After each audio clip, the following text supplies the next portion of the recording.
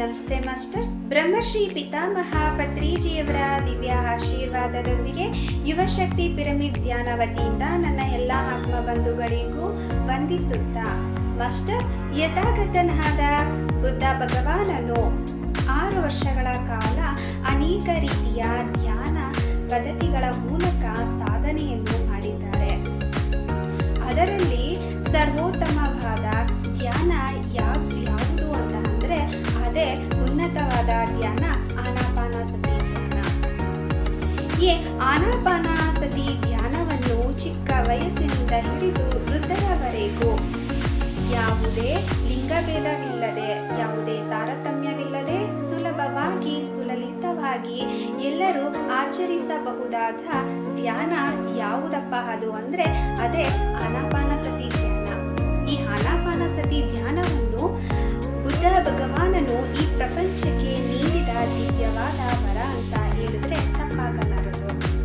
Master, ಆಲೋಚನಾ ರಹಿತ ಸ್ಥಿತಿ ಅಂದರೆ ಶೂನ್ಯದ ಸ್ಥಿತಿಯಲ್ಲಿ ಧ್ಯಾನದಲ್ಲಿ ನಾವು ಹೋಗುವ ಮಾರ್ಗ ಯಾವುದಾದ್ರೂ ಇದ್ರೆ ಅದೇ ಆನಾಪಾನಸತಿ ಧ್ಯಾನದ ಮೂಲಕನೇ ನಾವು ನಮ್ಮ ಆಲೋಚನಾ ರಹಿತ ಸ್ಥಿತಿ ನಿಂತು ಹೋಗೋದಕ್ಕೆ ಸಾಧ್ಯ. ಇದನ್ನೇ ನಾವು ಸುಖಕರವಾದ ಪ್ರಾಣವಾಯು ಅಂತ ನಾವು ಇದನ್ನ ಪ್ರಾಣಾಯಾಮ ಅಂತಲೂ ಕೂಡ ಕರಿಬಹುದು.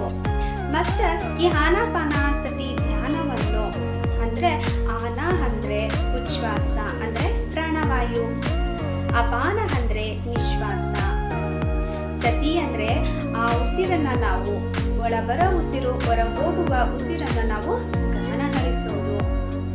ಹಾಗಾಗಿ ಇವತ್ತು ನಾವು ಎಲ್ಲರೂ ಧ್ಯಾನ ಮಾಡೋಣ. ಮೊದಲಿಗೆ ಕಾಲ್ನ ಕ್ರಾಸ್ ಮಾಡಿಕೊಂಡು ಕೈ ಬೆರಳನ್ನ ಈ ಥರ ಜೋಡಿಸಿ ನಿಧಾನವಾಗಿ ಕಣ್ಮುಚ್ಚಬೇಕು.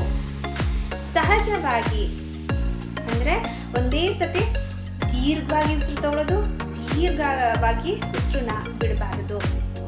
ಅದು ಪ್ರಾಣಾಯಾಮ ಆಗುತ್ತೆ. ಅಂದರೆ ಕಣ್ಣು ಮುಚ್ಚಿದ ತಕ್ಷಣ ನಾವು ಸಹಜವಾಗಿ, ಇವಾಗ ನಾನು ಮಾತಾಡ್ತಾ ಇದ್ದೀನಿ, ನಾನು ಉಸಿರಾಡ್ತಿದ್ದೀನಿ ಅಲ್ವಾ, ಅದೇ ರೀತಿಯೇ ನೀವು ಕಣ್ಣು ಮುಚ್ಚಿದಾಗ ಸುಲಭವಾಗಿ ಸರಳವಾಗಿ ಉಸಿರಾಡ್ತಿರ್ತೀವಲ್ಲ, ಆ ಶ್ವಾಸವನ್ನು ಮಾತ್ರ ನಾವು ಗಮನ ಹರಿಸಬೇಕು.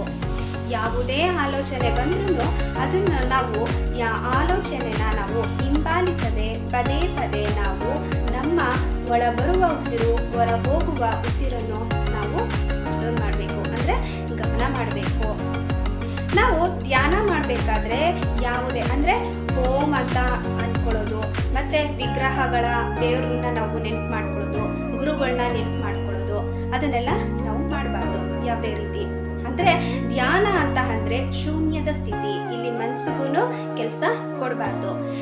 ವಿಗ್ರಹಗಳ ಆರಾಧನೆ ಮತ್ತು ಗುರುಗಳನ್ನ ನೆನ್ಪು ಮಾಡ್ಕೊಳ್ಳೋದು ಮತ್ತು ಮಂತ್ರ ಉಚ್ಚಾರಣೆ ಯಾವುದನ್ನು ಮಾಡದೆ ನಾವು ಶೂನ್ಯದ ಸ್ಥಿತಿ ಆವಾಗಲೇ, ಅಂದರೆ ನಾವು ನಮ್ಮ ಉಸಿರನ್ನು ಒಳಬರೋ ಉಸಿರು ಹೊರ ಹೋಗುವ ಉಸಿರನ್ನು ಮಾತ್ರ ನಾವು ಅಬ್ಸರ್ವ್ ಮಾಡಬೇಕು. ಆವಾಗ ನಮಗೆ ಆಲೋಚನಾ ರಹಿತ ಸ್ಥಿತಿಗೆ ನಮಗೆ ಹೋಗಿ ಧ್ಯಾನ ಚೆನ್ನಾಗಿ ಕೂರೋದಕ್ಕೆ ಸಾಧ್ಯ ಆಗುತ್ತೆ.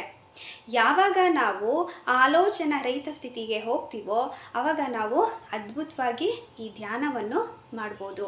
ನಮಸ್ತೆ ಮಾಸ್ಟರ್ಸ್, ಥ್ಯಾಂಕ್ ಯು.